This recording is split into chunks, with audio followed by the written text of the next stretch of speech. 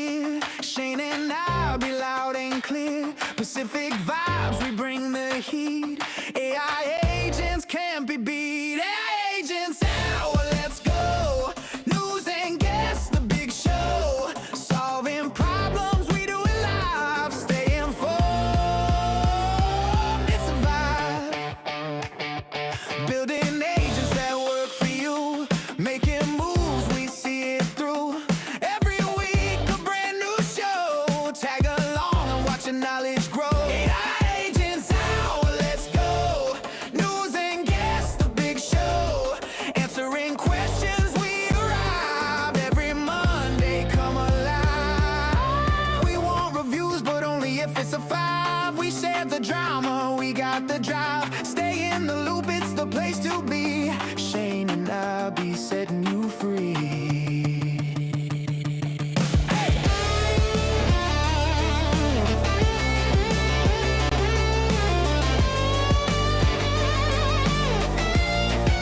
AI agents hour, here to stay. Tune in Mondays, make your day. From the news to the problem solved. AI world, get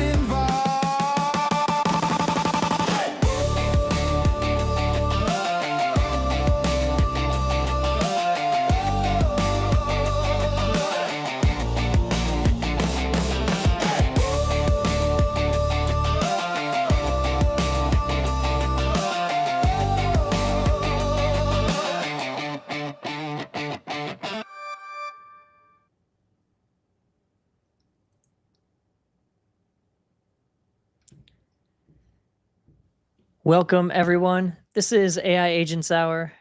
I'm Shane. I'm here always with my co-host, Abby. What up?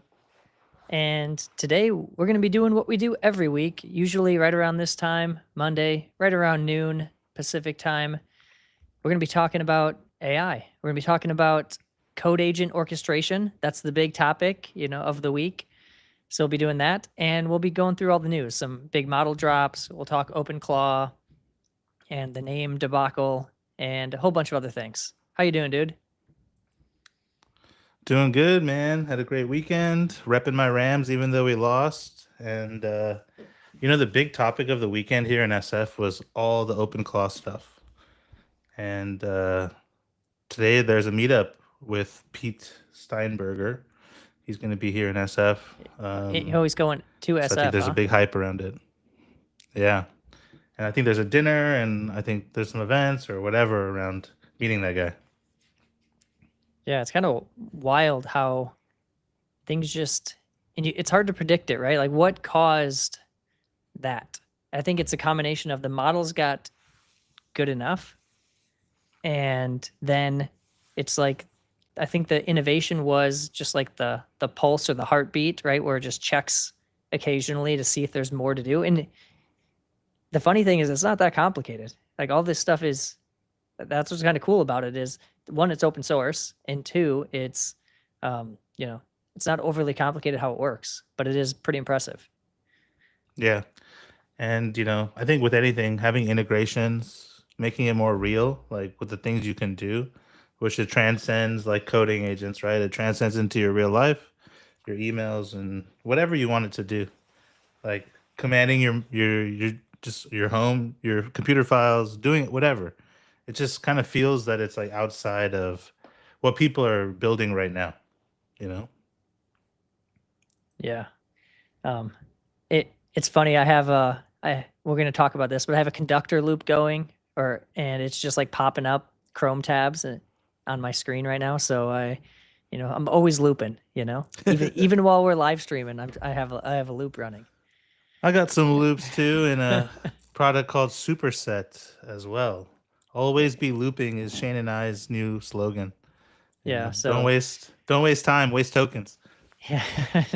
Burning tokens. Well, speaking of, let's talk a little bit about, what we're going to do today. We'll get into it. We had a kind of an interesting tweet, and I'll share my screen. I saw this.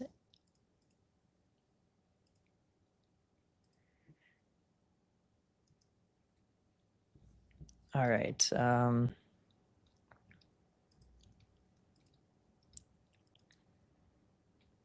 It's take 1 second. Got a new computer, and apparently that means I need to give it permission to share a screen. So maybe we'll just talk about it while I figure this out. Tell me the tweet that you posted, and then I'll tell you my response to it. All right, and I can share. I'll Yeah, go ahead. Start. Okay, so it all started last week.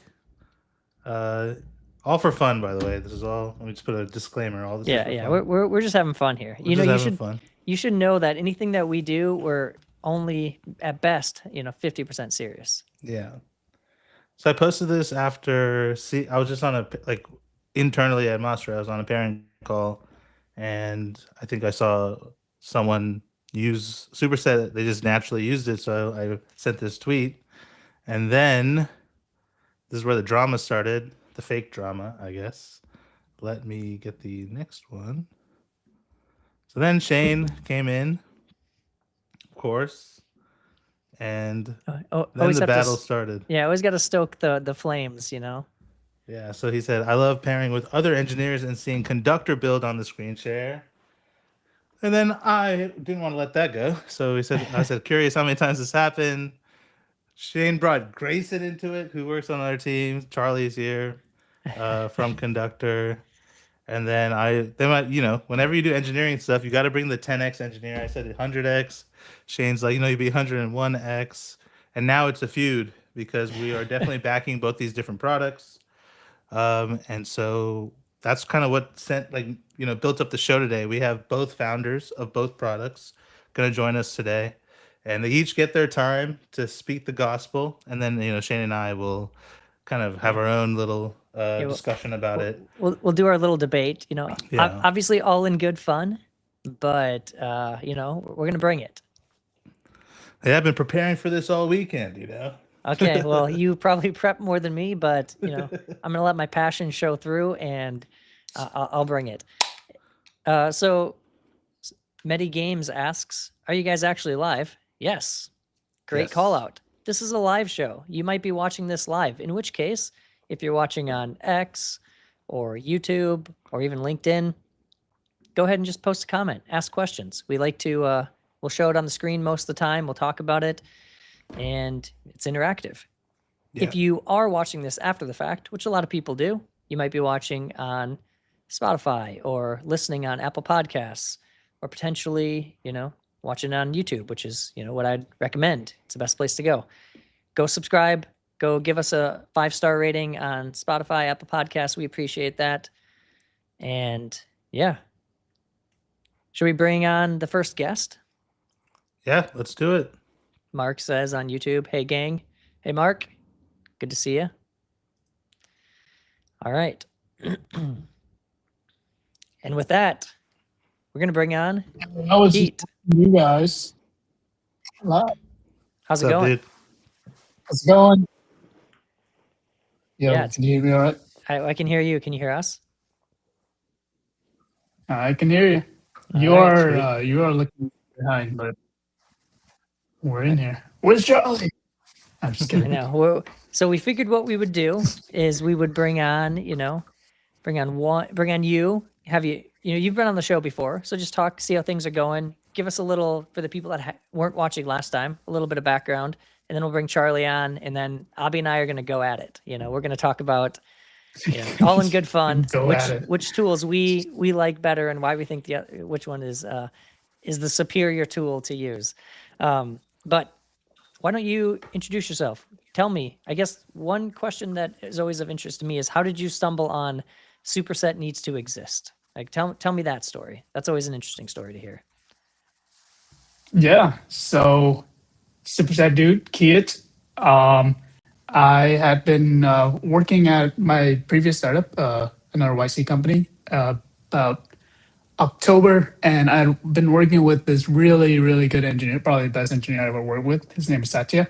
He's actually my co-founder, and he had this crazy team-up setup where it was like 6 panes of cloud code. You might have seen it now. Back then, like a few months ago, it was kind of crazy. Now it's a little bit more commoditized thanks to tools like Conductor, Superset, and others. But he was doing that crazy stuff with like work trees, and I had experimented with work trees in my free time. I was never really good at tmux. I just have like bad rote memorization, so like all the commands are just not there for me. But I was starting to do that, and I was starting to do a lot of like this like long running planning task and like switching between agents and all of this. And I was like, man, we should just have a tool for this.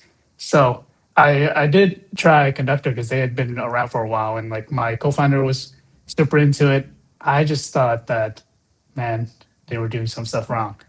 And the stuff that was wrong for me is I just like my terminal. I like to get the latest Cloud Code, codecs. I like to switch between agents and do a lot of terminal stuff, even without tmux. And so I didn't want to use a tool that felt like the SDK was behind. So there then came Superset. So like at the what was like the first features? Was it just work tree management? Like how's it expanded since? Yeah, definitely workstream management was first.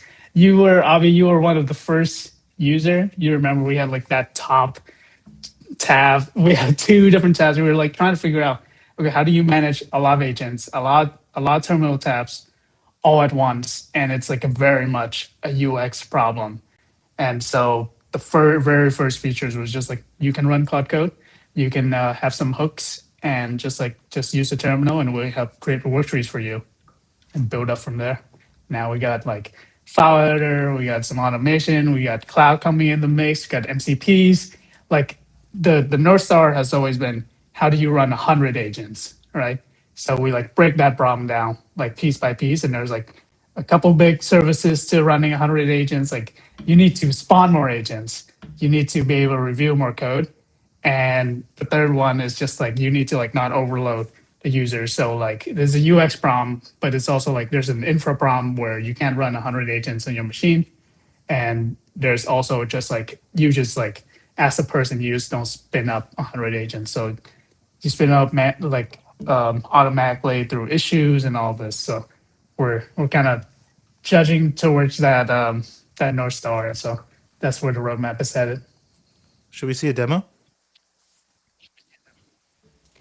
Yeah, let's do it. And so Let while me you're see if it- while you are queuing that up, I will provide a little background on the master team and how we use these different tools. I would say Superset's probably a little bit more prevalent than Conductor, but I think one of the things that the team has realized is there is a lot of power in being able to manage Git work trees and having multiple threads in action. And I think people get there at different times, right? At first, it starts as like you have one loop, and then you maybe have a second one going. And then now, as you said, like you want to get to 100. I don't think we have anyone on the team that's at 100, but I know we have people on the team that are probably 5 to 10, right? They're having 5 to 10 different, they're juggling 5 to 10 different tasks at any one time. And, maybe they put one on the shelf for a while and come back to it a little later. But I think what I've seen over the last month is that it feels like the future to me. Like the way it feels more intuitive to write code this way. I mean, it takes a little getting used to, but you can just feel very productive when you get the loop going in the right way. Yeah. Cool. Yeah, let's see it. Definitely. Let's see it. So, very simple interface, I hope. Clear that out. So you kind of start with this essentially side tab, which I think at this point everyone is familiar with. And kind of the first thing I do when I use Superset is I have a task in mind. I'm just going to create a new workspace. I think, let's see. So we have this kind of file tree. I think the icons look ugly. File tree icons, ugly, for example. And then I will kick off that work tree so that clones from main runs our setup script that you can just configure under superset.setup. And for us, we do a lot of things in the setup script. Like it installs dependency, we like fork a neon branch and do all this extra stuff. But even while that's running, I can just command D split a terminal and kind of run Cloud Code. So usually I would just say like icons on the sidebar are real ugly for files. Fix. something like that with usually more context. And while that's running, I can I can spin up codecs or just do a lot of extra stuff. And once it's done all of that, the changes will show up here. You see the log file is already showing up here, but you can kind of commit, stage, create PR from here. We kind of built Superset to be a little bit more of a power tool. You should be able to do like really powerful stuff in here, and we also want it such that you don't have to change your workflow too much. You can ease yourself into it, and so I like to kind of open the file in Z if I need to edit something. This was before we shipped the file tree, but you can still very easily like open the files there or like hotkeys, Command O, and all of that. Let me know if you have any questions. So usually I would spin up like 5 of these, like while this is running, I'm spinning up something else. While that is running, I'm spinning up something else. But that's kind of like there's a physical limitation there. Like I'm kind of doing a lot of stuff manually. And so something that's coming down the pipeline that you will see very soon. Let me just go back to, let me just create a new terminal, actually. Is we have this Claude MCP for ourselves with Superset. Super duper beta, but with the MCP, I'm able to say like create a task and assign to me, or just create 3 new workspaces named, I don't know, Shane, Hubby, and Kid. For example, this may or may not work because this is like, we're in progress right now. But this is kind of what's moving forward. Like we're gonna have a top chat. It's gonna do all this. It's gonna pull down the tasks that are assigned to me, and it's gonna create the workspace. It'll spin up Claude and do all that and report back to me. Now that's pretty cool. So you're basically an extra layer of the orchestration where you're saying, okay, why don't I spin up, rather than one work tree with a bunch of sub agents, why don't I spin up 100 work trees, or whatever amount of work trees, and dispatch different tasks, assuming there's like parallel tracks you can follow, right? It's like you break down a problem and you see that there's this path, all these things don't really depend on each other. Send them all off, let them go, and then merge them at the end. Is that kind of the idea behind it? Mm-hmm. Yes, sir. That's that and Gastown level 7. Yeah.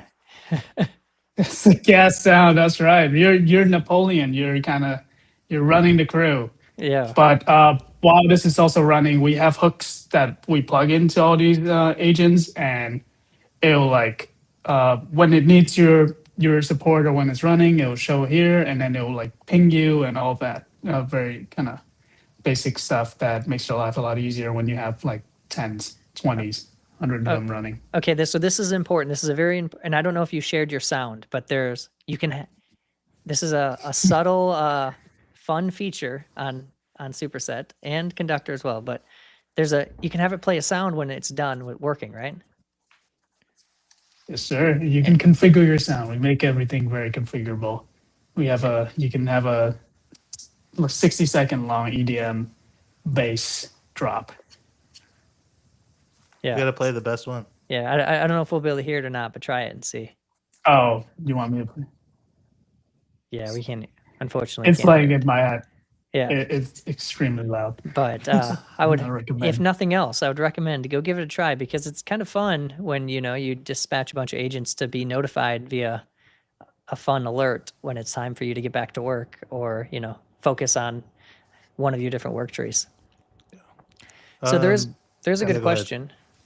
So we've had 2 questions in the chat, and funny enough, I've actually had this same question myself, not because I'm a Windows user, but because I know someone that is and is trying to do some of this stuff. So the question is, what's the challenge with getting the Windows version out? I see Conductor is missing it as well. And also, what would you recommend for Windows users? Really want to try tools like Superset and Conductor.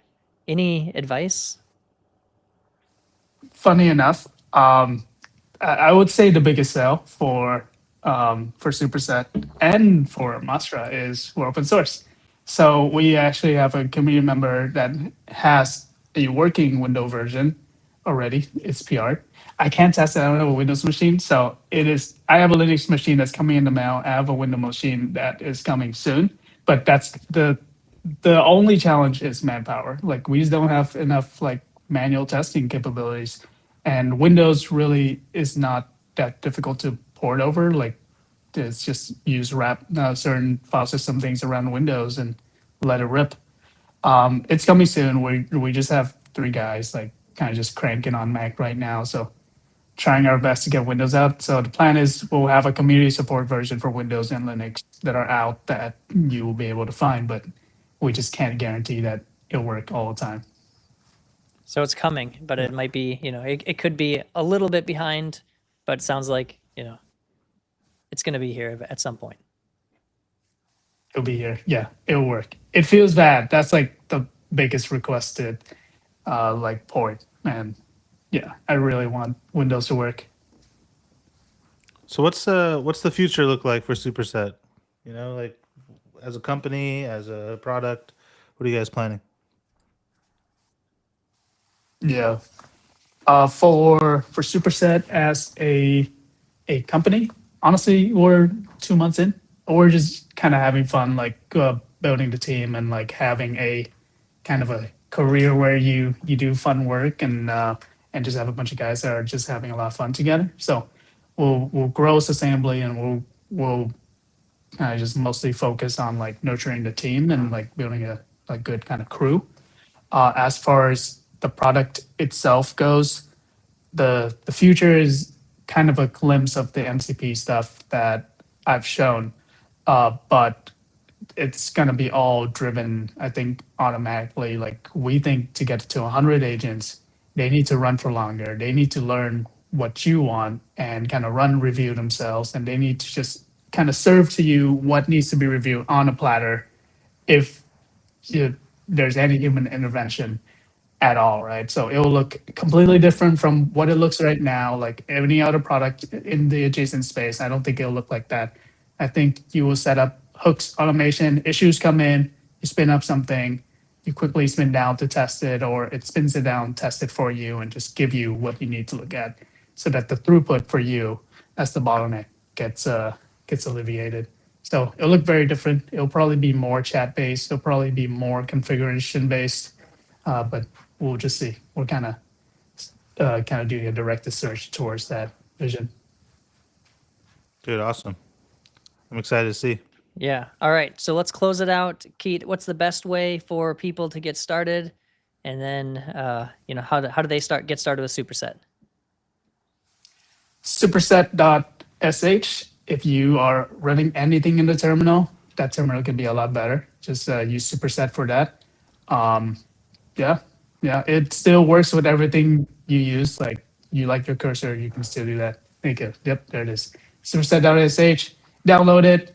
DM me on Twitter. DM Superset on Twitter. We're super responsive. If we're awake, you'll hear back within 30 minutes, and it might get fixed within the hour.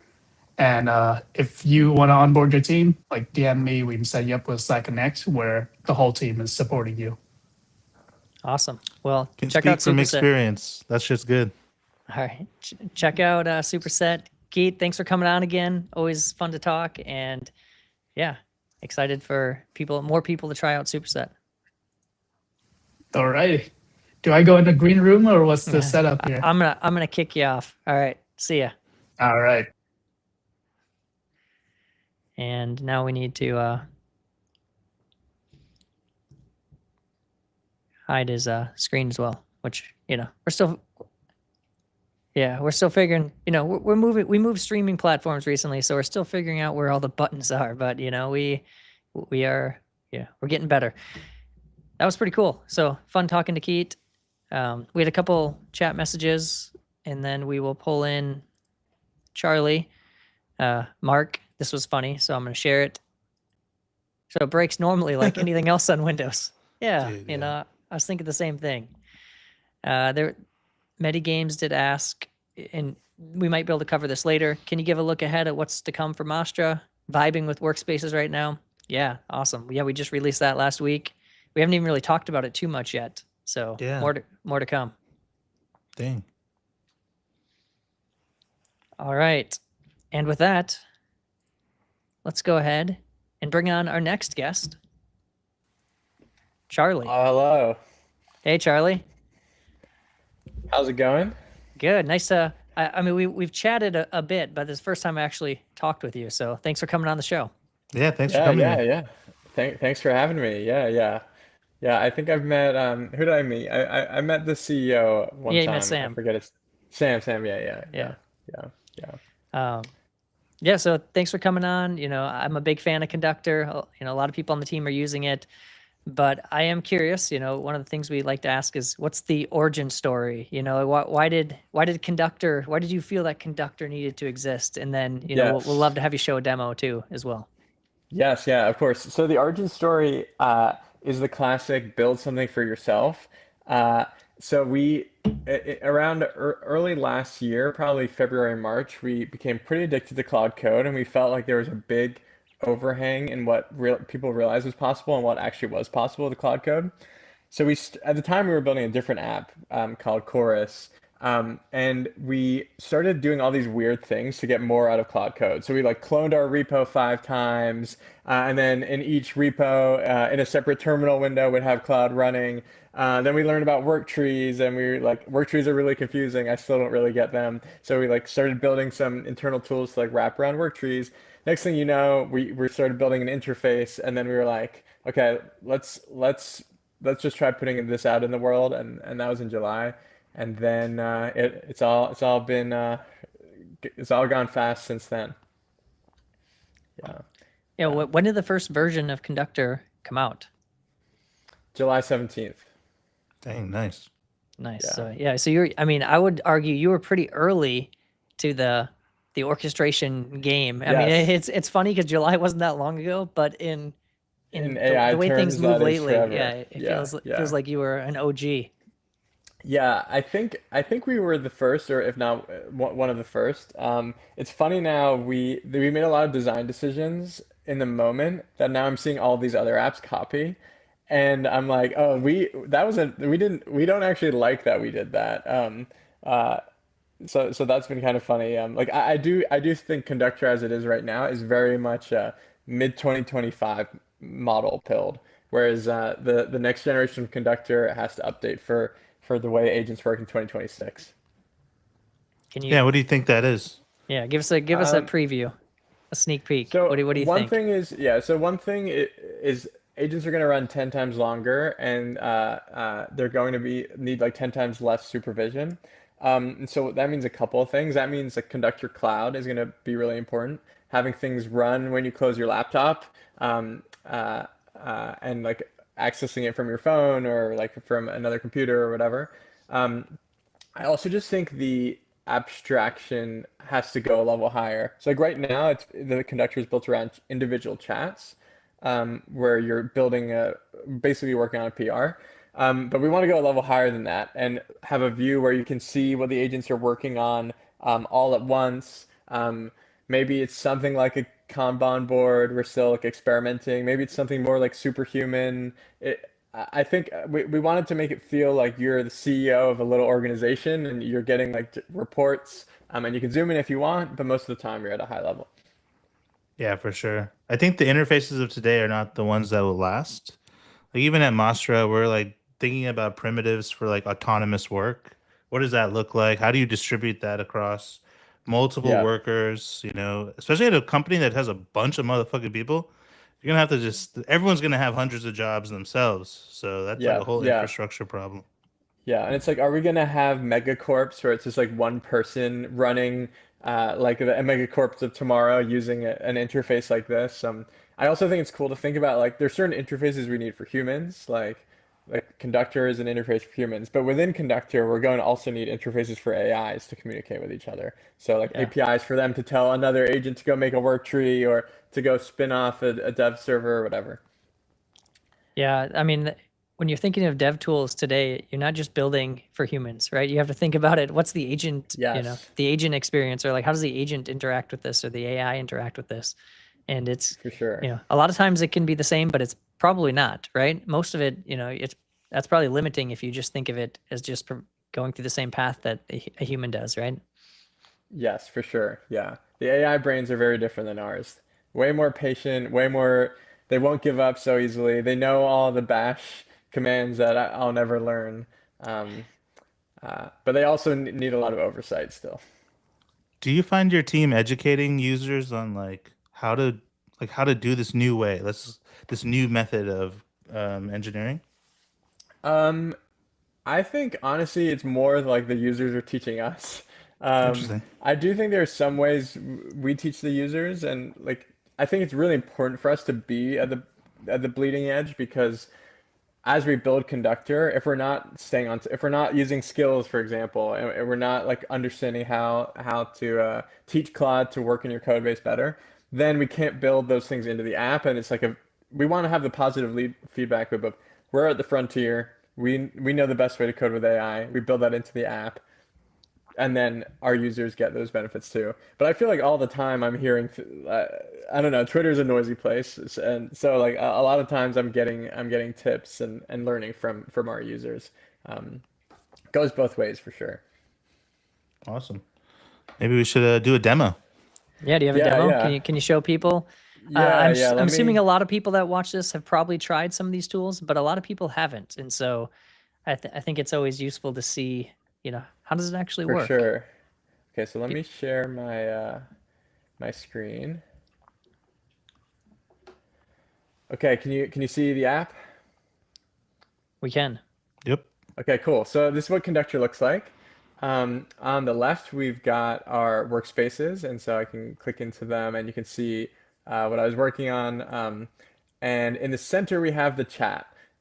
So I'm just gonna start doing something in this chat. I'm just gonna say, can you make the home page have? And I'm gonna switch to haiku for this actually, so it's a little faster. So can you make the homepage have a banner that says "Hi, Shane"? Um, and so now Cloud Code, and it's just like native Cloud Code running on the hood, is going to take the command that I wrote and go execute the changes. So it actually already finished. And I'm in if we look a little closer on the left here, I'm in the Conductor marketing repo. One of the cool things about Conductor is you can have all your projects are combined on the same sidebar. So I can switch really easily between like the Conductor marketing repo or like the Conductor app repo, etc. Um, Once Conductor stops or like stops doing its work, I can press Command R, which just like runs the app, and I'll click the link that it gave me. And okay, so let's see. I don't see the banner. Oh yeah, there it is. Okay, there's the banner. Okay, so there's Hi Shane. Um, so this is Sick. obviously like a super trivial example. Where Conductor starts getting really cool is you can work on a bunch of things all at once. So I'm gonna press Command N, and so in like just those two keys cloned an entire new copy of the code base. Is running a setup script like which is basically running like all the node installations, and then I can say, can you make the banner say hi? Uh, wait, what's your name? It's Abi, Avi. Avi. ABHI. Avi. Okay, great. Okay, and then I'm gonna change the model to haiku again, and haiku is gonna work on that. Um, so often when I'm actually working on when I'm doing actual dev work, this is kind of how I work. Well, I'll kick something off, and then I'll go to another workspace, wait for the first thing to finish. Once it finishes, I press Command R. I get this link to try out the app. I click it, and then, okay, you can see this one says, "Hi, Avi." So, so what's really cool about this is it's in a completely separate Git work tree under the hood. So there's not going to be any merge conflicts. I can create a PR in one click. I can review the code in one click too. So I can just like click in this changes tab, see the diff. And I'm throwing a lot of stuff at you, so feel free to like ask questions or pause me anytime. I just want to like throw a bit of the kitchen sink, and then we can dive into Yeah. stuff. Um, s- Yeah, just a keep couple, going. yeah. Another thing that I think is really cool about Conductor is our diff viewing experience. So instead of having to go to, so Conductor actually just made a PR for us. It sounds like it finished. Um, I can open the GitHub link by just pressing Command Shift G and like see the PR to review the diff. but I can also review the diff in Conductor. So I can just click this page here. This is the file it changed. And on this line, on this line is you can see where I made the change. I can add a comment here, sort of like a GitHub PR review, and I can say, can you actually make this have 10 exclamation marks? Okay, and then I'll add a comment, and then I can send that to the AI without my fingers leaving the keyboard. And you can see it's already made the change. It's edited the file. Now it has 10 exclamation marks. I can click the diff and see the whole like get PR review process just happened in like 10 seconds. I didn't have to open a separate app. I could just tell the AI what I wanted. It's created a PR for me. I can kick off a review by clicking the review button. Obviously in this case, it's going to be like a super simple review. Um, but I but my workflow often involves like getting the AI to review its work multiple times. Um, I have a tab to see all the GitHub actions that have run, so I can see that we've had a Vercel deployment kickoff. I can also just like click this and see what um, well, in this case it's just a docs page, but I can click this and see the deployment details. Um, Basically it should feel like the command center for um, all your coding agents. Then you'll see that this actually just turned green because that means all the GitHub actions passed, and I can merge it in one click or just one keyboard shortcut. All the changes I've made, all the reviews I've run, integrate in one place, and I can merge the changes without even leaving the app. Um, so that's the kitchen sink things you can do with Conductor. And yeah, happy to explain more about my workflow or go into any of detail on any of the features. Whatever you want to hear more about. Yeah, well, if you're listening in the chat, if you have any questions, please drop them in. But Abhi, do you have a question? I just have a comment. That's awesome. I think the winner in this space needs to keep the user in the application, because that's the stickiest part, where you never have to leave, and like the layer of abstraction is a lot higher because you're not in individual tools. You're like across all tools, right? So this is very Yeah, cool. yeah. I think that's important to us too, but I also think it's important for our users to like have good escape hatches. And so we have this button called the open in button, which lets you open the any of the code changes in the app of your choice. So if you want to open it in Cursor, you can just press that's my default open in button. I can click this, and I have this all the changes in this workspace are now open in Cursor. Some of our users like using Z, so I could open it in Z too if I wanted. Um, we want to give escape hatches to the users, but also like make it so you don't have to leave if you don't want to. So this brings up another question, and I think Yeah, yeah, I feel like I've seen this. You talk about this online before, but why yeah, not just, I can see the diff. I can click and add a comment. yes, Why can't I just edit yes, it myself? Like, what's the yes. deal here? Okay, So I think it's a great what's your question. This is a great question and something we one of our most common pieces of feedback. So I'm not going to say we'll never do it. I'll say here's why we haven't done it. I think one is I don't think it's very AGI pilled. I think the future is you telling the AI to do stuff, and that's what we should build around.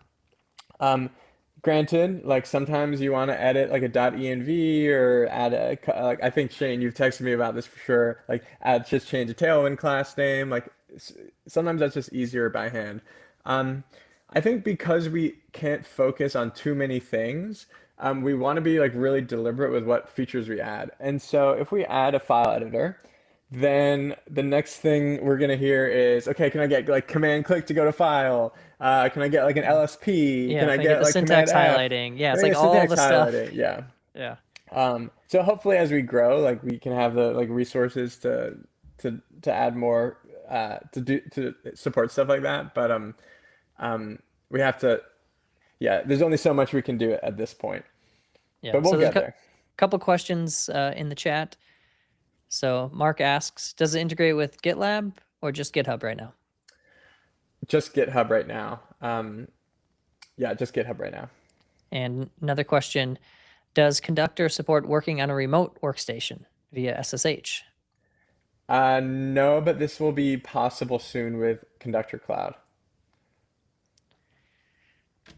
All right. I know, Charlie, I know you had to run, so we can't keep you too long. Yes, yes. But I want to say thanks for, kind of last Yeah, minute thanks. jumping on here. Of course. Abby and I are obviously big fans of this space, right? Like we're trying all the different tools. I love using Conductor. A lot of people on the team do as well. So just appreciate you jumping on, give us the demo, bringing more people Thanks a ton. into the idea of, hey, let's use Git work trees and let's spin up multiple coding agents. You don't just need one. If you're only talking with one, maybe you're not being as productive as you could be. So I think it's, it feels like it's the future, but also in a few months, I think things will look different again, It'll be so crazier. that's Yeah, the game we totally. play. Yeah, Yeah, yeah. it's just Thanks a today. ton. Yeah, thanks for all your feedback. Keep it coming. It's super helpful, and I gotta get you guys conductor hats. That's stay tuned for Yes. that. Yeah, I will. Yeah, I'm not above, wearing a hat. the merch, Yeah, I'm not Yeah, above dude, I wearing want to the wear the merch. swag. Choo Yeah, choo. yeah, Yeah. exactly. Yeah, and the nice thing about one of the bonus features of Conductor is if you want it to give you a little choo choo sound when Yes. when your agent's done, it can do that. So Yes, to everyone watching this, then you have to download Conductor to hear your sound because they're going through my AirPods. So that's an Easter egg you'll get. yeah, and the funny thing is, I had when I started this, and you won't. Maybe you can watch the recording. We'll see how good it is. I had something I was working on in Conductor that I'm going to show on the show later, and we'll see if it actually Nice. worked. Because Nice. I'm not exact. It was a long loop. It ran for like 20 minutes. We'll see how it did. Nice. If it works, it was Conductor. If it doesn't, it was the It was model's Claude fault. Code. Yeah, It was a that's skill yeah. issue. that was a Claude Yeah, Code yeah. problem, or that was a skill Yeah, problem. yeah. Yeah. All right, Charlie. Thank you for Cool. coming on, and See yeah, we'll ya. have you on again sometime. Thank you. That would be fun. Yeah. Thanks again. Yeah, see ya. All right, dude. It's cool having guests that are building things that we use every day. Yeah. That's always fun. When it's we've had a lot of great guests on the show, but it's when it's a tool that you're interacting with as kind of one of your daily drivers. That's always a fun thing. Yeah. Plus, then if you know the people too. Yeah. Yeah, Charlie's gonna block my number at some point, but Just keep bugging him. yeah, keep bugging him. I He's gonna bug block- Pete all the time, dude. He must Yeah. be pissed off at this Yeah, exactly. But until they block you, they'll appreciate the feedback. Keith says, "I am." Yeah. All right. point. Oh man.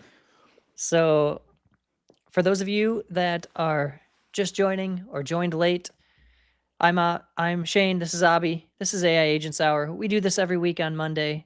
If you're watching this after the fact, you're probably watching on YouTube or maybe on Spotify or listening on Apple Podcasts. Go ahead and subscribe. Give us a rating. We do appreciate just the 5-star reviews. 5 stars, please. 5 stars only. Today we talked with Keith from Superset. We talked with Charlie from Conductor. And now, for the moment, a lot of people, at least in my Twitter DMs, have been waiting for the debate. The debate. All right. How do we want to start? I don't know.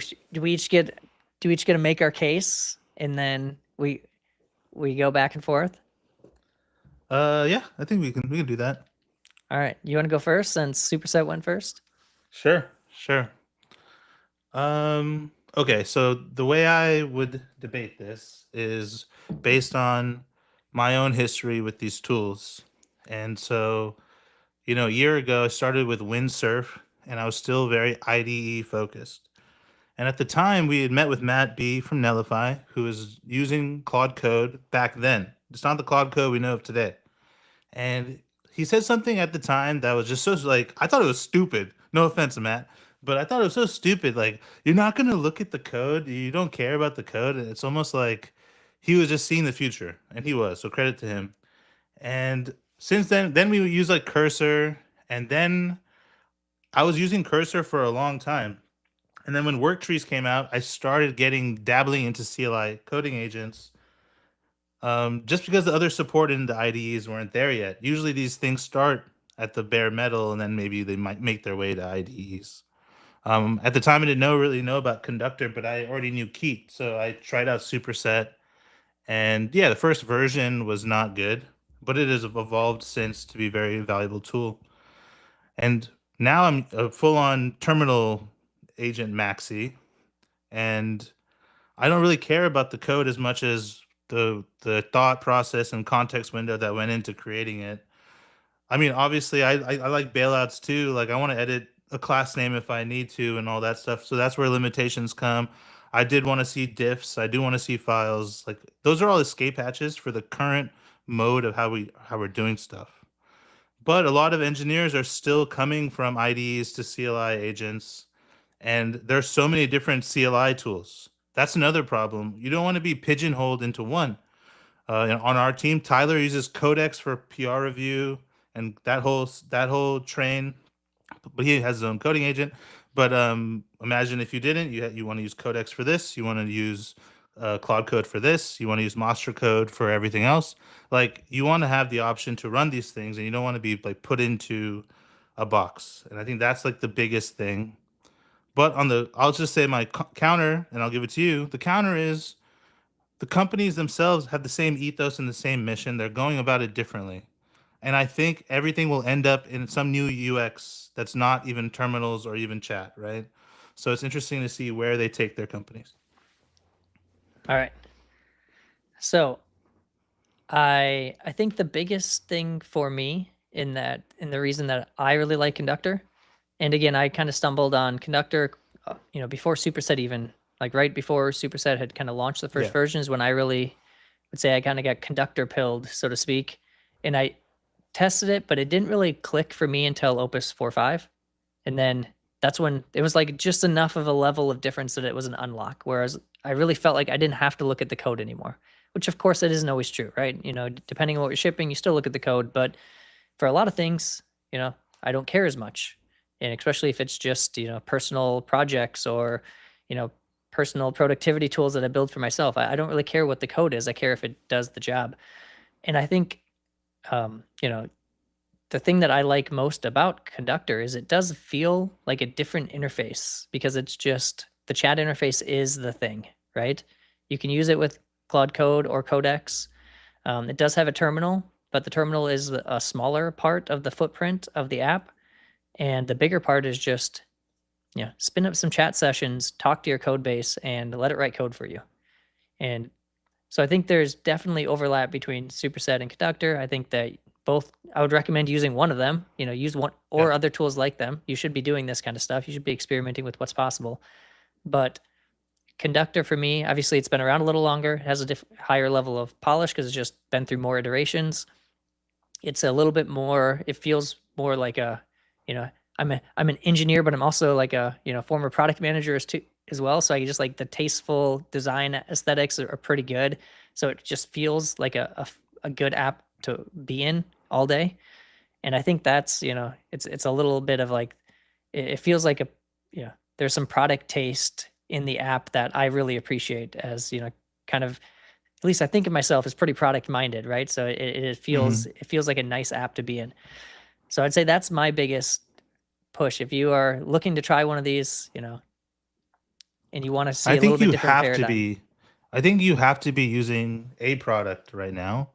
Because if you're managing work trees by yourself and you have some crazy setup, you just kind of wasted your time maintaining those things. I remember we had 300 issues once during Thanksgiving last year, and I had just started using Superset, and I used those issues as a way to learn how to do multi-agent work, and I went from we went from 300 issues to 180 or something super quickly, in 2 weeks. And it was just the whole, and it could have been any product. No offense to anybody, but it could have been any product. But that one, I just got into the mode of doing work trees, and then started thinking about work in different tracks, and I think that's the most important part for anyone, is to get involved with a tool, because you better not be doing one thing at once. So I'm gonna, I agree with you. I'm gonna take the this is the very diplomatic approach, because I've seen a split on our team around like who prefers one over the other. And so if you're looking, if you're listening to this or you're, watching this, here's how I've seen it split. Because I do think both these tools are great depending on what some of your preferences are, and you should be using some tool like this. You should be, and maybe you should experiment with both and see what fits your work style. I've seen if you were a NeoVim user, you better just use Superset. Don't even question it. Just use Superset. Yeah. If you are, you really like being in the CLI, and the CLI feels like home to you, even if you do, maybe you're in the IDE as well, but you do like the comfort of the CLI and you feel like being in that all day is, I do think Superset gives you more direct access to the terminal. And then you can use whatever you want. You can use OpenCode, you can use Claude Code, you can use Codex. It doesn't matter. It's up to you. You can build your own coding agent, which is, something people are doing these days. Yeah. So you have the flexibility there. Now, if you are much more of on the, like, I've seen it skew more towards like the front end product-y people seem to prefer Conductor, maybe because it's had more iterations, a little bit more polish, and it's more around the chat interface, which is just tell the agent what to do. You don't have to worry about managing a bunch of terminal windows or sessions. You just kind of tell it what to do and it does it. And it's much more UI focused. I imagine, like, I know Charlie was showing a lot of the hotkeys. I don't know any of the hotkeys. I probably should learn them. I'm a very much a slow manual point and click guy. It's terrible. But if you're like me, then Conductor might be a better fit. So I think that's kind of how I've seen it split on our team, is that if, I kind of can tell, like, if you've, if you prefer command line, you've been spending a lot of time in the command line over the years, it feels like home, you might just like Superset better. And if you're more on the front end, maybe producty side, you might like Conductor better. But it's definitely a split on our team. If you like jingles that are dope, you like Superset. If you like shipping, and you like, you want to jump on the Conductor train, choo-choo, go ahead. Yeah, but you have to be doing something. That's what my advice is. You got to be doing something. All right. Any closing words before we go on to the news? No, we should do more of these. We should pick products we like that are rivals and then just do this again. Yeah. If you're listening, what'd you think of the, of the episode so far? What'd you think of bringing on, rival products to learn about both of them, go try them out, but let us know. And with that, this is a good question. What's the difference between workspace and work trees? Are they the same thing? They're the same thing. Well, you have like a workspace, and then you have different things in there. So I don't know why it feels like one day everyone woke up and like Git work trees existed. Yeah, I never even considered what a Git work tree was until it's like, it was never that hard to just, stash your changes if you need to, or commit them, and you can, commits are cheap and check out. But when you have, because it's just me in my mind, like I'm only writing one branch at a time, right? But an agent can write a lot more than I can. So it became a necessity. I don't know. If you're watching this, are you using Git work trees? Are you using these tools? Are there other tools? You should be. Yeah. Are there other tools that you're using that are similar? Let us know. And with that, let's go on to the news. Let's do it. All right, everybody. Every week, this is probably my favorite segment because we get to learn about and talk about all the drama that's happening. There's always things that are launching. We are constantly on X finding all the news that you are all talking about and reading, and we just talk about it on the show and have a fun time doing it. So that's what we're going to do next. So before we get started, I wanted to have a way, because constantly on this show, if you've watched this, and I'm really talking to you, Abby, because you don't even know what's in store yet. I'm gonna show you. We'll see if it works. Okay. We always have we're constantly managing like Chrome tabs, right? Like open this up in X, and then like open this one, and then so I basically told Conductor, Claude Code, Opus under the hood, to build me. I took our agenda that we have with all the news articles and all the links to the tweets. I told it to build me a slideshow with the tweets in it. So we can Nice. just like go through it and flip through it. And then it took a couple iterations, and then I sent it on a big task right before this. And so I don't know if it's going to work, but we're going to experiment together, Okay. and we'll see how it goes. So let me share my screen, and fingers crossed that it works. Let's see here.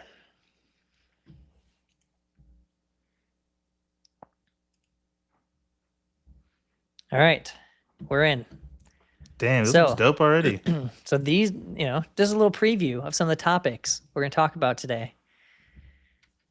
Let's get into the news. Let's do it. First, we got to talk about OpenClaw. Because, what's even, I don't even know if it's going to be called OpenClaw tomorrow, but it's called OpenClaw today. It's, for those of you, that have been following along, it's gone through a few name changes, huh? Dude. Well, I'm kind of glad for this one because Moltbot was a terrible name. It was. Agreed. I would agree with that. Some people said it started to, started to click for them, but I don't know. I wasn't buying it. Dude, the star count is wild, though. It's so fast. Yeah. I mean, it's great marketing, too. I mean, great brand. Yeah, but for it's what it's trying to wild. do. Here's the thing. It has to be, and I'm not saying it's a good product because there's a lot of challenges with it, but there are a lot of cool things you can do with it. But I think the thing that I've seen is it's got to be really good because you can go through 3 name changes now and people are still finding it, right? Yeah. It's like you think that in most cases you would lose the momentum, but it didn't. The momentum just kept going, and the hype kept going too. Yeah, well, they got, the lawyers from Anthropic got on their ass, which creates buzz. Moldbot being a dumb name also creates buzz. And then the final thing, creates buzzes again. So I think it's great. I mean, there's so many problems with it too, which is funny. And there's all these like side auxiliary products like in spaces being built for OpenClaw. There's like Moltbook for like the Reddit style forums. There's Pornhub version. There's a bunch of different stuff too. I didn't see that one, but Dude, all right. it's crazy. And so, if you're not sure, I think we shared a tutorial last time, but if you're looking for getting started with, Molt, formerly Claude, now OpenClaw, Peter Yang has a tutorial that was getting a lot of traction. So tells you some of the use cases, how to do it securely. So if you are curious and want to get started using it, I have I just got a new computer. I have my MacBook, my old MacBook. I'm going to install it on at some point. I was going to do it last weekend. I just didn't have time. So I'm going to let the thing rip and see. But yeah, probably watch this. I previewed it. It looks pretty good. I thought this was just funny.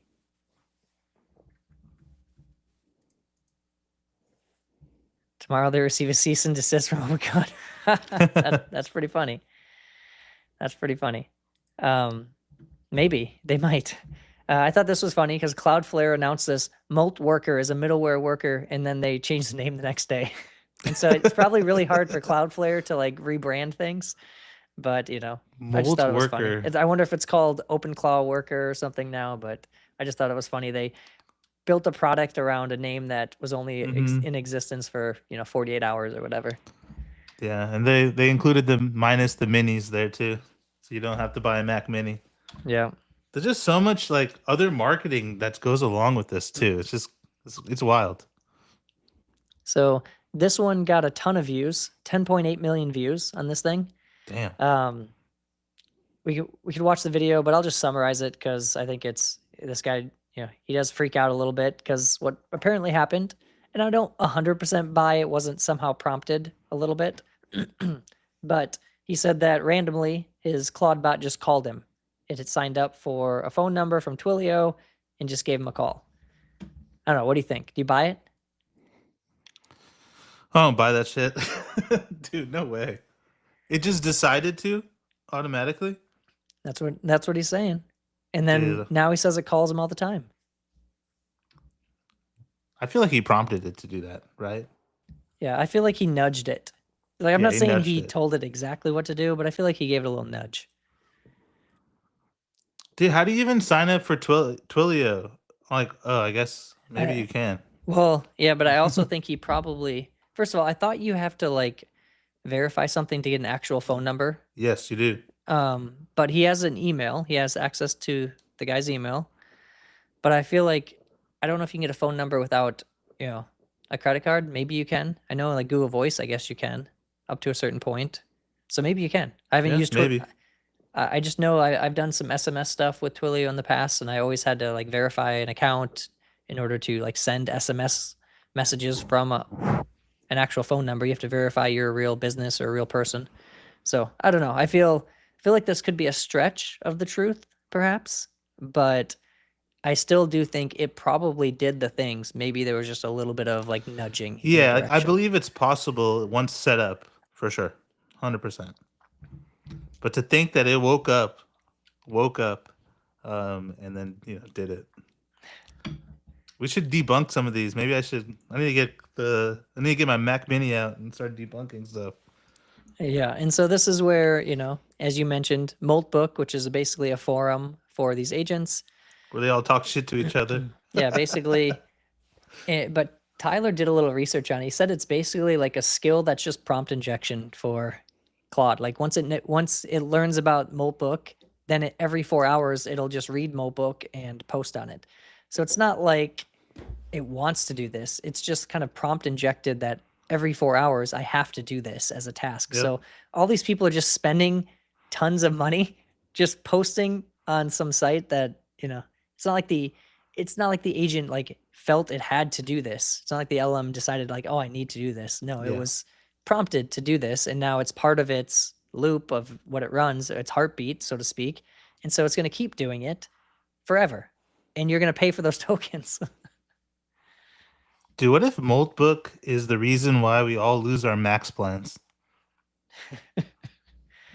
Can Claude or OpenClaw use your plan? Or do you have to, I think you have to hook up to the API. Oh, so the people are paying them right now. Yeah, I mean, I saw some people say they woke up to like $300 API bills Wow. because it was just running and doing its thing. If anyone knows, can you use it with your Claude Max plan? I think you have to use the API, like Dang. an API key. So I think you're paying for all You of could it. use it with your OpenAI Max plan. So, because they don't care about that. Dang, dude. People are spending that? Oh my God. And then there was the Church of Molt, Holy which was, crap. they started, and again, I believe that someone prompted this to happen. I don't Of believe it course. just organically came out, but now there's, they have a religion. Why not? And then they have, shellmates, which is This is the Tinder thing, or? yeah, I think it's like it is like finding connections, maybe even love, so that your Claude bot can find love with another Claude bot, I guess. So, yeah, you can send your AI agent to shellmates. So then there again, it's like people are choosing to do this. This is like Yeah. a game to people, right? Yeah. It's kind of like Neopets and all that, you know? Oh, and Jaunty said you can use it with your max plan. All right. That explains a lot of it. That explains a lot. Yeah, we're gonna lose the max plan because of people posting on Moltbook and Shellmates. Thanks, Jaunty. Yeah, unofficially, officially by pasting a Claude code setup key. All right, yeah, there you go.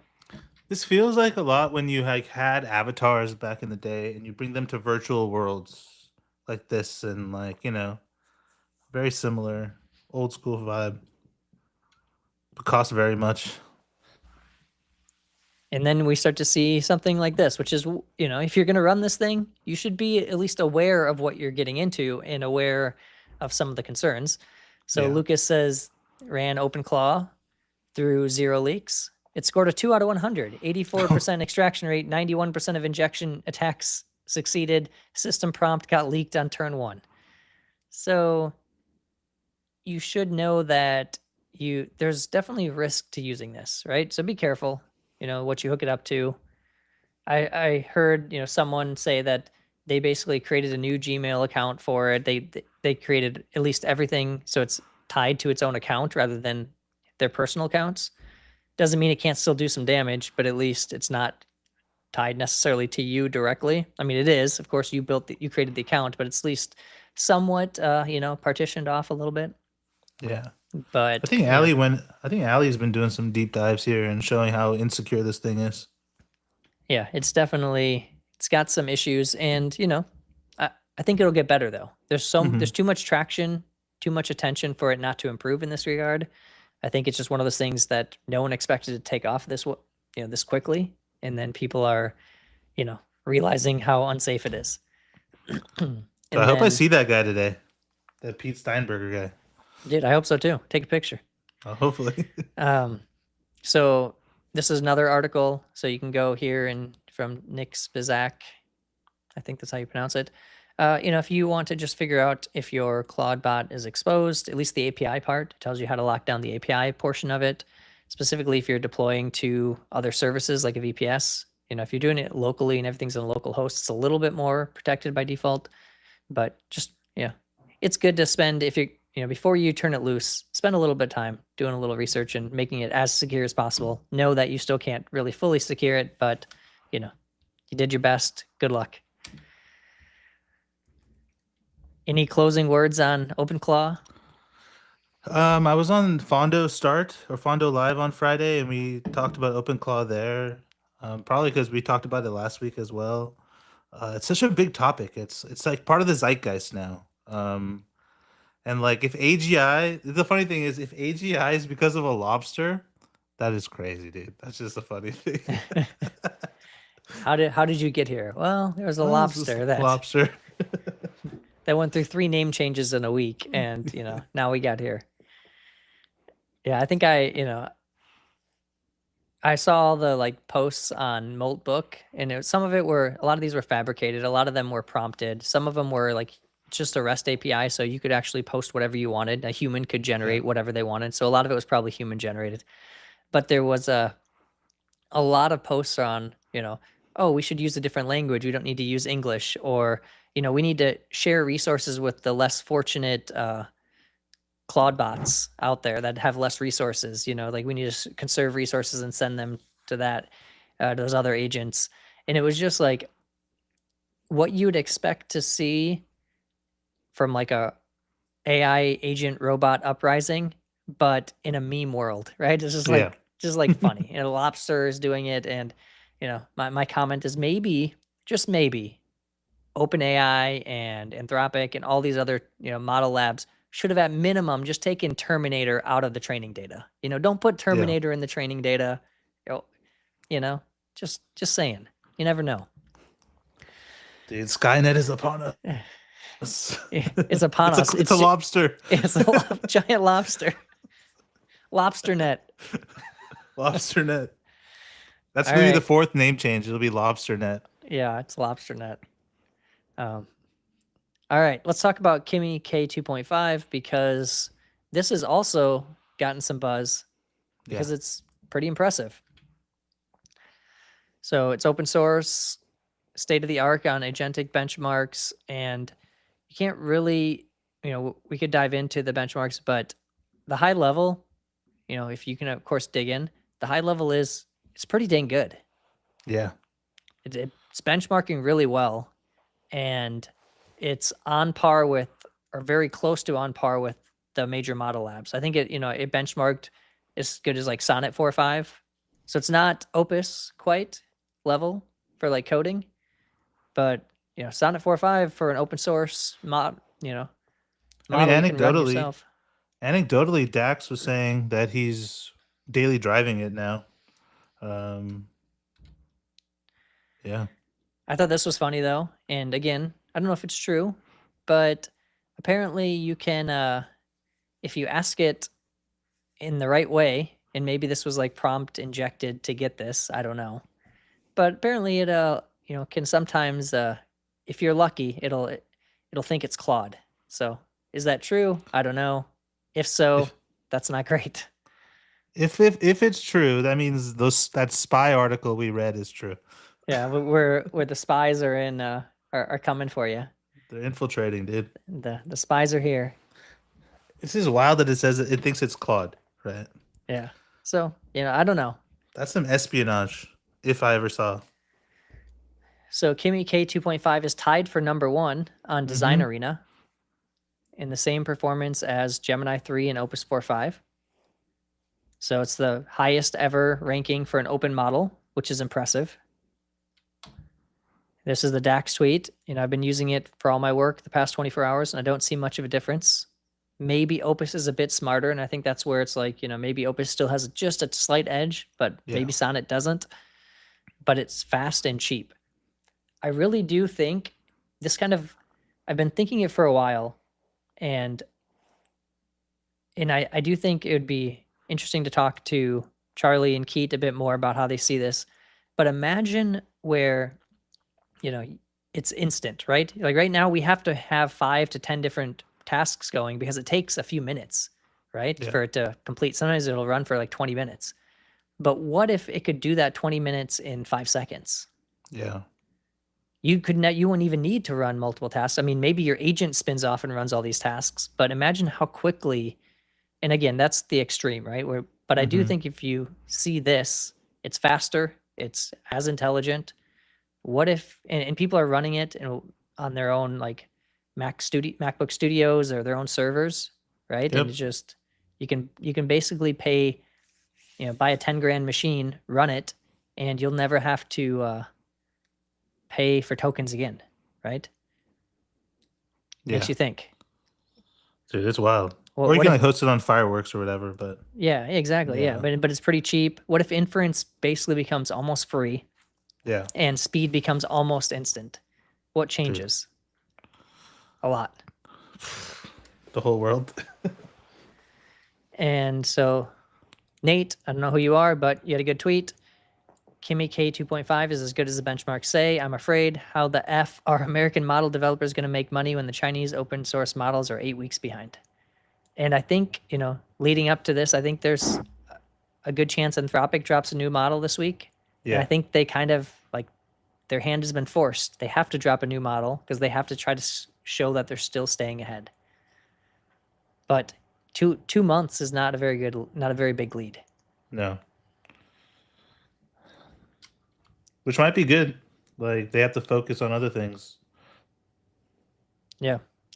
And I think, it does kind of beg the question, like, I think right now a lot of the value is accruing to the models, but long term, maybe the value doesn't. Maybe Yeah. the models become like utilities, right? Where it's a race to the bottom. Yep. And then it becomes what can you build on top of those models potentially, or maybe it gets so Potentially. easy that it just builds great things without any taste or anything, and then who knows what becomes of that world. But I think it's possible at least that the value starts to accrue at the application layer, not just the model layer, or maybe not at the model layer at all long term. Yeah. As long as like the cost goes to zero, right? Yeah, or nearly zero, right? It's Nearly like, zero. That's the bet we're making. Shit. Yeah. All right, let's talk Anthropic because we just mentioned them. New Claude model updates are coming. The upcoming Fennec model, which is a Sonnet update, seems to be better than Opus 4.5 according to tests. So That'd be wild. yeah, I think in the past there's been, I think when Sonnet 4.5 came out, they said it was better than Opus 4, and I think some people thought it was, but a lot of people said no, it was like a little overhyped. So we'll see. I don't know if they're going to call this, if this is going to be like 4.6, 4.7. Maybe they're going to call it Sonnet 5, like who knows, but Yeah. seems like it's coming. I've heard some rumors that it's going to happen tomorrow, but we will see. I hope it happens tomorrow. So there is an Anthropic article about how AI assistance impacts the formation of coding skills.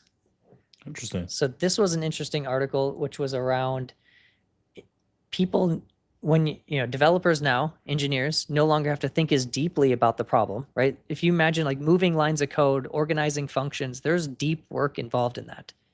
Now it's kind of a different skill set. It's like an orchestration. Like you have all these tasks. It's almost like Yeah. the idea that when you multitask, you're not actually thinking really deeply. You're thinking differently. You're thinking like wide rather than deep. Yep. And the question is, if you don't ever have to think deep again, do you lose that skill? It's probably like a muscle. So I would imagine you do, right? Or you have to build it back up. Not saying it's gone forever, but the question is, like, if you do you not think as deeply? Do you lose some of your critical thinking skills that you had developed over time? Yeah. I don't know if that's necessarily true yet, for at least if you're operating at different levels of the code base, right? But then if let's say you're in like a narrow part of the code base, then I think it becomes true because you don't have to go as deep into like one particular thing. But let's say you're working across like 5 different areas. Eventually, you're gonna have to go deep in a single area, and then like mob swarm agents from there. So I actually maybe I do agree because you'll just lose a degree of separation from where you are. Yeah, it's worth a read, or worth having your agent summarize it for you if you don't want to read it. But I do think there's got to be some truth to it. I think it's just like anything else. If you're not, stretching a muscle, it gets, it's not as, you can't stretch it as well, right? Or if Yeah. you don't work out, you're going to lose strength over time. I think it's the same kind of thing. If you're not going deep and actually like thinking logically and critical thinking on the coding tasks, like you might lose some of that. Now, maybe you'll gain other skills that maybe are higher leverage, higher value. So it shouldn't, I don't know if I'd look at this is like doomsday. You're going to lose all your critical thinking. I think you might just develop a new, different skill that's more valuable with, the technology we have today. Yeah. So Ruben says, just tuning in super late. Are these every Monday? Pretty much every Monday. Yep. You're welcome to join us. Thanks for tuning in. And usually it's around noon Pacific time. Every once in a while we have to change it up for travel schedules and such, but almost every Monday. So Claude has been going deep on cowork. Yep. And I've heard a lot of good things. I haven't used it myself, but I've heard some people that say it's pretty powerful. You can have it interact with your file system and do these pretty advanced tasks for you. Just tell it what to do. And now they're supporting plugins, so you can kind of bundle skills, connectors, /commands up, and you can basically kind of position Claude Cowork as a specialist in a certain area, right? You can make it your accountant or video editor or something, and you kind of give it access to those specific files and those skills, and it can do the thing for you. So it was sometimes you never know with some of these products if they're just going to put it out there and it kind of flops or doesn't get the reception, they kind of just leave it. I think there's been examples of other model companies like dropping things after a while. Seems like this one might stay. I tried using Cowork to do my expense report, and it didn't really work out too well because it wasn't anything different, And when I started doing my expense report, I put all my receipts into Claude, and it did like an upsell or like hey, you're doing something complex. You should be using Cowork. So I hit it, and then I didn't really see anything because I used Claude to do my taxes last year, and I didn't feel any difference. But then I don't know, maybe I'm not doing it right. Yeah, I have heard that though. I've heard, some people on our team have said that about OpenClaw, ClaudeBot. They're like, I've seen a little value, but I don't see the hype everyone's talking about. Maybe I'm doing it wrong. That's the common, which also means that one of two things happens. One of two things could be true. Maybe you are doing it wrong, in which case the user experience isn't very good because the onboarding isn't very clear. Or maybe you're not, and it just depends on it excels at certain tasks and doesn't excel at, other things.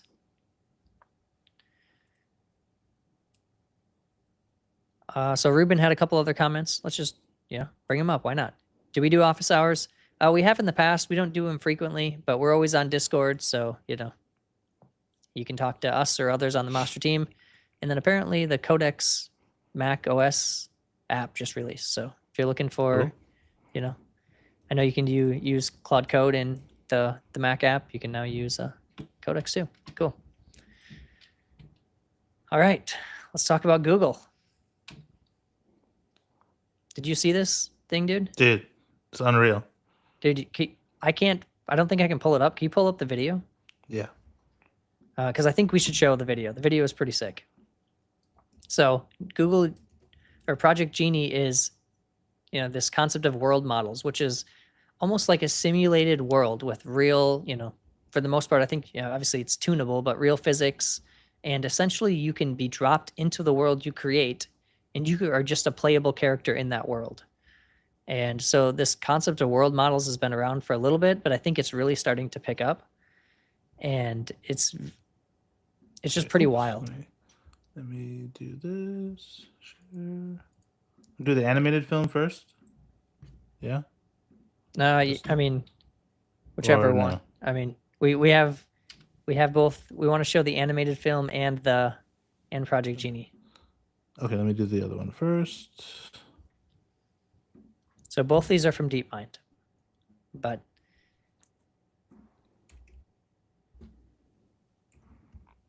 Okay.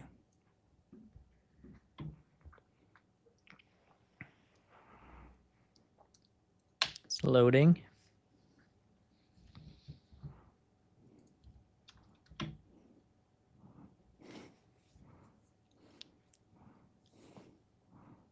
And I still don't see it. You don't see it? No, Oh, just see a loading screen. dang. Okay, one second. I can try it on my side too. Um, Here, let me it was try. playing and shit. Here, stop. Yeah, yeah. stop sharing. Let me try. How do I stop sharing? Can two engineers can build a framework, but can you build? Well, I don't think I'm sharing actually. Yeah. Okay, go for it. yeah. Let me try. All right. Hopefully the audio is sharing. I don't know if it is. Can you see this? Yep. Can you hear it? Yep. Sick. We did it.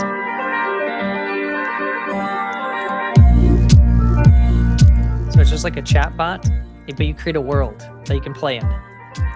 It's wild. That's tight. So I saw like people taking Wow. pictures of their cat or dog, and then creating a world, and then you're playing as your dog in your apartment or your house or whatever. Damn, you can make cool games with this. Yeah, I mean, it's not, you can't like fully, because I think there's a limit on how long it can go. But you got to imagine that you know where this is going, right? Yeah. The next World of Warcraft gonna be made. Well, in your version of the game could be whatever you want it to be, right? Yeah. Like your version is different than my version, because you want the That's characters sick. to look one way, and I want it to look Wow. another way. It's wild. That's amazing. Yeah, dude, Ruben has a good comment. GTS 6 is taking too long. Let's make it ourselves. Dang, this is tough. Yeah, so this is you just become your cat. You gotta go, I'm gonna take a picture of my dog Winnie and, walk around my house.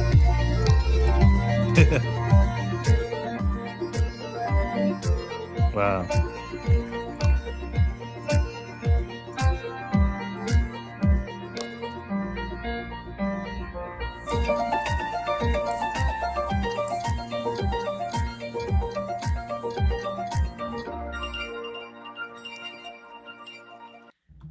So anyways, that pretty wild. Unreal. Yeah, definitely unreal. Let's go ahead and take a look. I'll just pull this one up here as well. So short film, Dear Upstairs Neighbors, and this is also Google DeepMind, is previewing at Sundance Fest. Let's just take a look at this too. I've been working in animated films like Pixar's Inside Out 2 for the last 8 years. My name is Connie He, and I'm the director for Dear Upstairs Neighbors. For this film, the creative challenge was to bridge the gap between art and technology. For the visuals, Wow. we really wanted to bring in abstract textures and styles. My father is an artist, and his painting-inspired aesthetics we captured on screen. But hand-painting 7,000 frames in such a complex style wasn't feasible. We had to scale the process without losing that human touch. Our team handled the core of this film. Then we customized our workflow with AI by training the model with the art and paintings that we created. AI didn't replace the process, it unlocked it. It added consistency to the living painting look that I always dreamed of. We didn't type this film into existence, we crafted it with a team of 45 people and brought it to life with this new technology. And that's how we made Dear Upstairs Neighbors. Dude, that's dope. Yeah.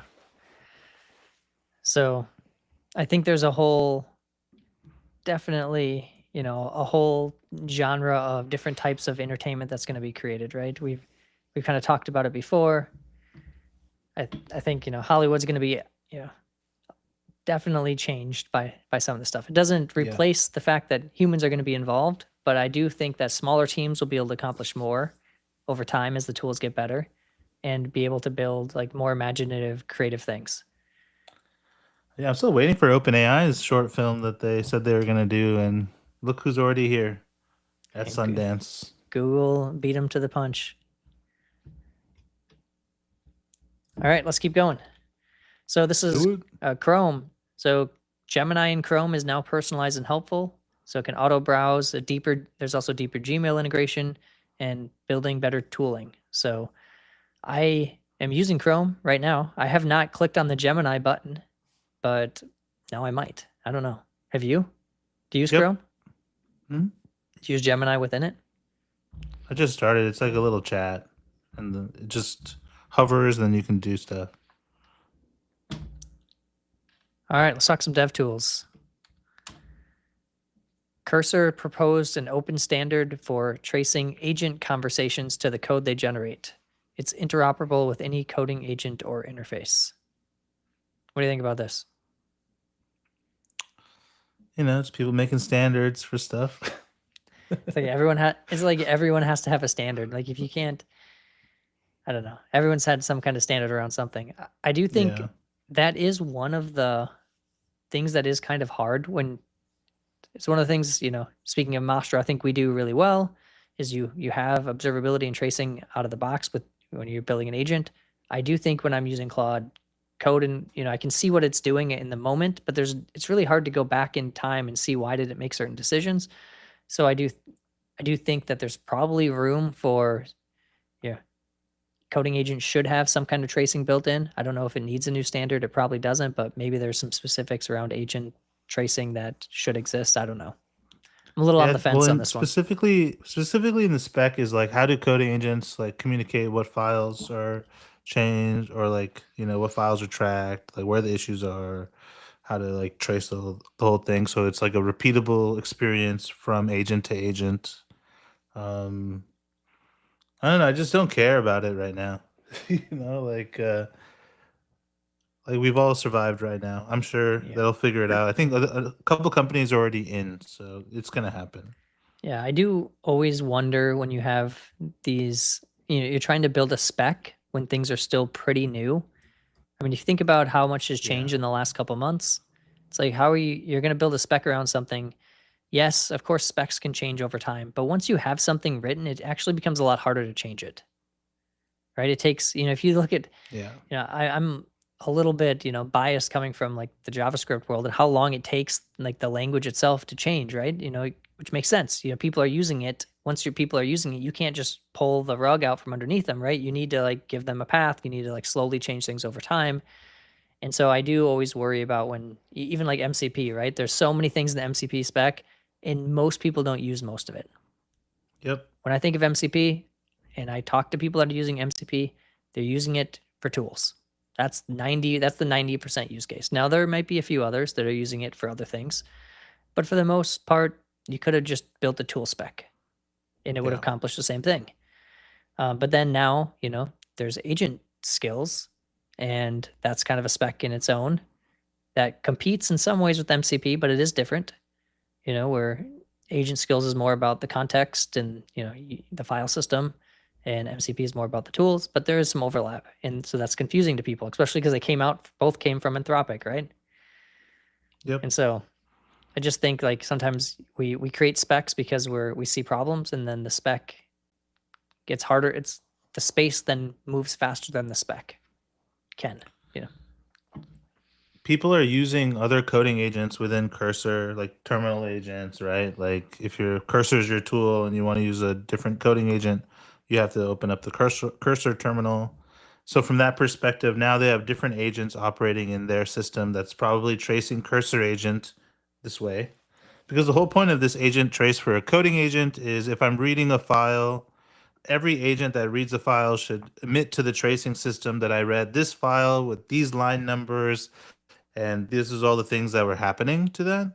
But then that could be different between agent to agent. So then, like, now you can't really do that. So, and I mean, it all makes sense. This is just one of those things that you do.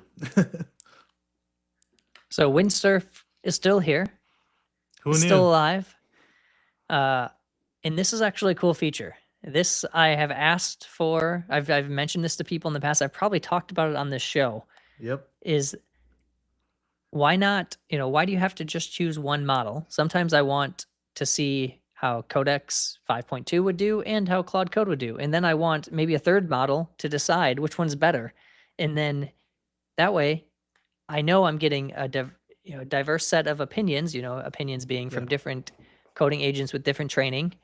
And I can arrive at hopefully a better longer term solution that's going to be, whatever my goal is. If I, wanted something that's going to scale, it'll do a better job of that, or whatever the actual goal is. Ship something fast, get it to prototype quickly, whatever the goal is, it'll compete. And then the best model will win and we'll use that code. And so some of my code in a complex code base, some of it might be from Claude, some from Codex or whatever, but it's just going to be for that specific task. I try it multiple times with multiple different agents.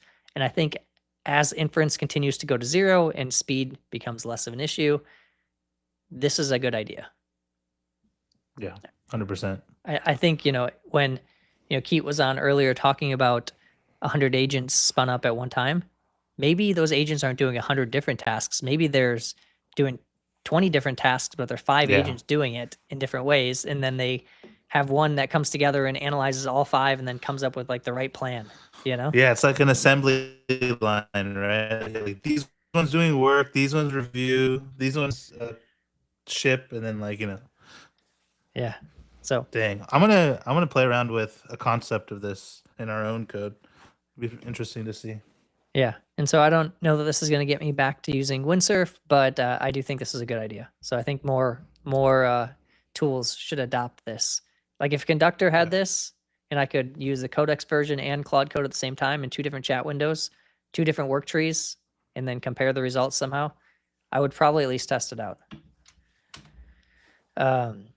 Okay, so Lovable has introduced a big update that's now significantly better at solving complex tasks. Lovable kind of, like they grew so fast, and then I'm not going to say they dropped off the map because I've still heard about them, but I used to hear about them. I mean, we're hearing about them every day. Now it seems like Every they day. haven't had anything big for a while. So, this got a little bit of traction. Maybe, I haven't tested Lovable for a bit, but I know there's a time when I was building a lot of prototypes in Lovable. I still pay them $50, so They're still they're you're the best customer. You're not using it very much and you're paying them money. yeah. So yeah, check out Lovable if you're if you're looking for a reason to try to build prototypes. So or browser apps. testing is cool. Yeah. Yeah. Yeah, it is interesting because I think if you're if you're a developer, you're now with Claude Code and these other tools like Superset and Conductor, you just want to stay in there. I don't want to go Yeah. to Lovable or Replit, but there still is a use case for the people that aren't. Claude Code is still kind of an advanced tool. Like Superset obviously is kind of an advanced tool. Yeah. It's not easy. I did onboard someone to using Claude Code on Windows, and they're technical, but definitely not wouldn't consider themselves an engineer. Maybe like a former front end developer that kind of stopped actively developing, and it was kind of challenging. So where I know he's used Lovable or Replit in the past and shipped real things, so it is easy. Yeah. So this is kind of a cool demo. So I think we're gonna see humanoid robots sooner than people think. I think it's Yeah. kind of wild to think about, and I'll share this video here. and we're not going to watch the whole thing because it's long and it's very slow because humanoid robots doing anything are really, really slow right now. But I still think it's pretty interesting.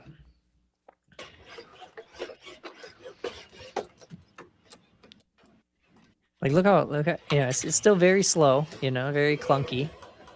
But if we watch, it was able to actually like take the dishes out So and put the dishes away very slowly, very awkwardly, right?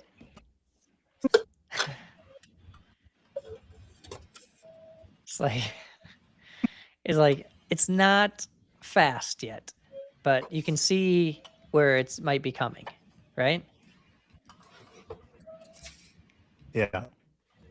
But yeah, it's like, I could do this. I could do this task in like, a minute. It's taking this thing 4 minutes, But still, I think humanoid robots. So I heard. It's kind of scary. Yeah. So I also heard that Tesla is changing their production factory to stop producing Teslas and to focus just on their humanoid robots. Was it Optimus or whatever it's called? Yeah. So that's kind of wild if you think about it. That they basically a whole factory that was for producing Teslas. They're not producing Teslas there anymore. They said no, like we don't want to produce Teslas. We're going to produce these humanoid robots because it probably saw something, right? Yeah. No more Model S's. Yeah. This was an interesting post. Agents.md outperforms skills in our agent evals. So I think it's probably the case where, if you remember back, if you use some old models, like it really sucked at tool calling, right? They never called tools very well. And I think the models probably don't do the best job activating and using skills yet, but maybe over time they'll get better at it. I don't know. What do you think? I was researching this blog post, and it's super interesting. They like kind of forced it at the end to then use the skills, but we're seeing this in the wild right now too, that you kind of have to like encourage the model to use skills. Yeah, because if in this case, the model already knows about Next.js, so it doesn't want to use the skill. It just says like, I already know this. Yeah. This was the same thing. It can be the same thing with tools as well. If it can do it without the tool, it'll still sometimes prefer that. But I think tools have gotten better. And I think skills in time will get better as well. I just think, anytime something new comes out, the models need to basically start to build support for it. All right. There's some new models. This is I think probably one of the best open weight, well, it's not even released yet, but US open weight models out there. So at least according to how, what they've basically shown is previewed from the benchmarks. So this is just a preview. It's not the official thing, but it's always good to see there's more open weight models, especially coming from the US. I don't think it's going to compete necessarily with the Chinese open weight models yet, but it's good to see. Qwen 3 ASR and Qwen 3 Forced Aligner are now open source. They're production-ready speech models, so you can basically feed it audio and get text-to-speech. I'm trying this out right now locally with the transcripts from this show. I want to feed it in the transcripts, see how it does, converting it. So I started the process. It's one of my loops that are is running. I have it all set up. I just haven't tested it. So I'm excited to try this because it just runs on your hardware, right? And it's supposed to be pretty quick. And it can support 20 minutes per pass. So I got to figure out, I probably have to use like FFmpeg and like break things up, but still pretty cool. And then we showed Google Genie.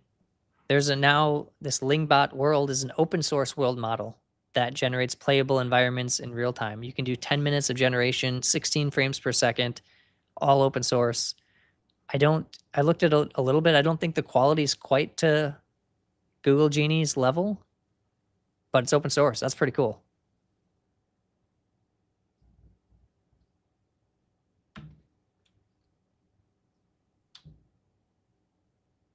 And there's a new Kling model that's coming.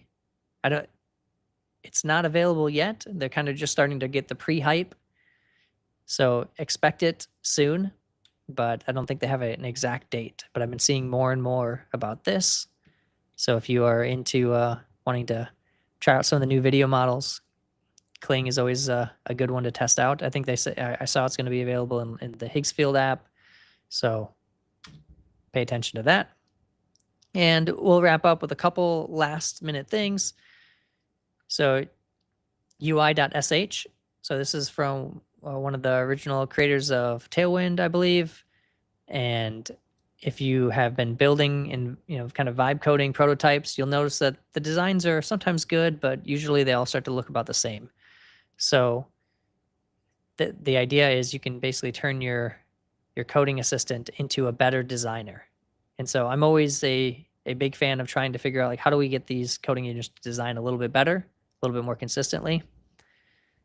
And I think this is going to be a cool project. So they've kind of leaked a little bit of the information, but not fully on what it's all going to entail. But if it makes coding agents design better front-end components, I'm all for it. So excited to see that when it launches. And if you're a front-end or you want it to build you want to build better designed front-end apps, maybe you should check it out, pay attention.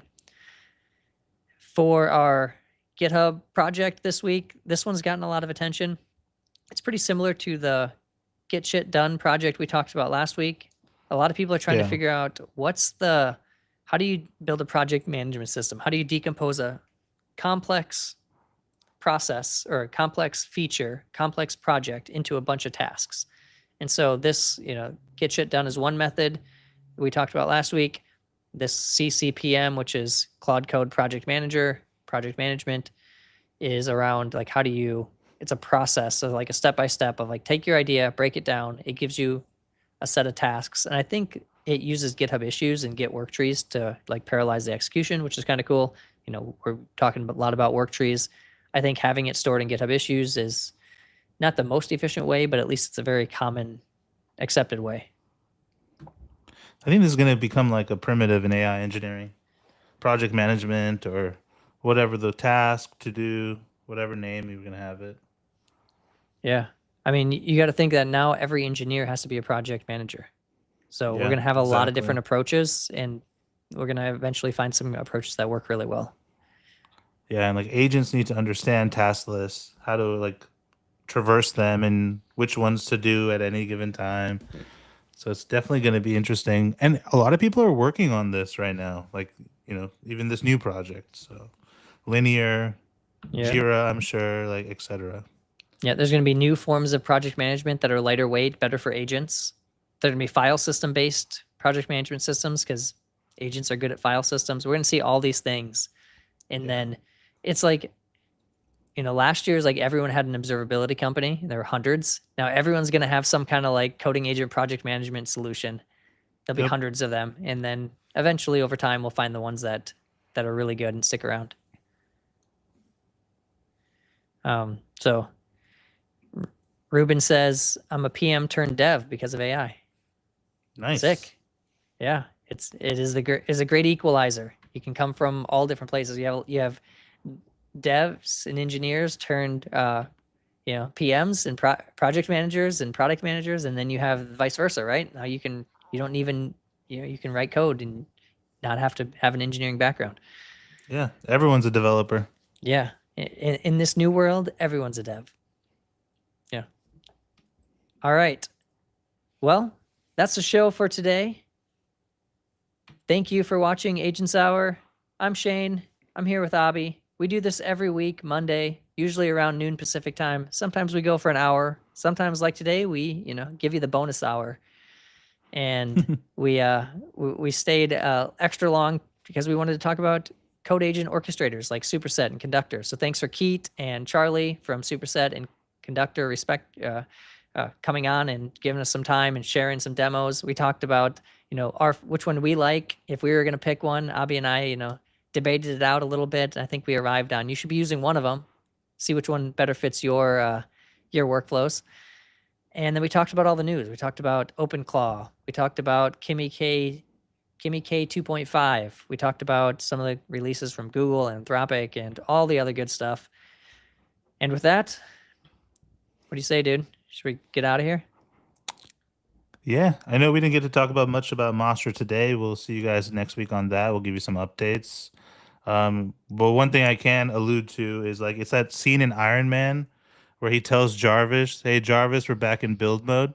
That's what we're doing at Monstra. So a lot of stuff is coming out every week probably. So stay tuned from that Yeah. front. Yeah, I mean, that's you kind of forgot to even mention that, but workspaces last week, we're going to be talking more about that because, we need to. There's a lot of cool things in that and some big things coming very soon. Big things. Big things. So we'll see y'all then. Yeah, soon. All right, everyone. Thanks for tuning in, and we'll see you next week. Peace. Yeah. Yo, that show's a wrap. We were live in the zone. AI agents out with Shane and Abby on the throne. Did you give us that review? Only if it's a 5. Jump on the tube, make sure to like and subscribe. Yeah, news so fresh, yeah, we keep you in the loop. Guests so fly, they bring the whole troop. AI on the rise, don't miss this power. Welcome to the show, it's AI Agents Hour. Did you just drop in? Is this your first time? Make sure to follow us on X and go like and subscribe. Yeah, learn the principles and patterns in our books. The master.ai site, give it a look. Yeah, news so fresh, yeah, we keep you in the loop. Guests so fly, they bring the whole troop. AI on the rise, don't miss this power. Welcome to the show, it's AI Agents Hour. This is the end, we all wrapped up. Another showdown, another one coming up. AI Agents Hour's done, but the news doesn't cease. Shane and Abby, we out of here. Peace.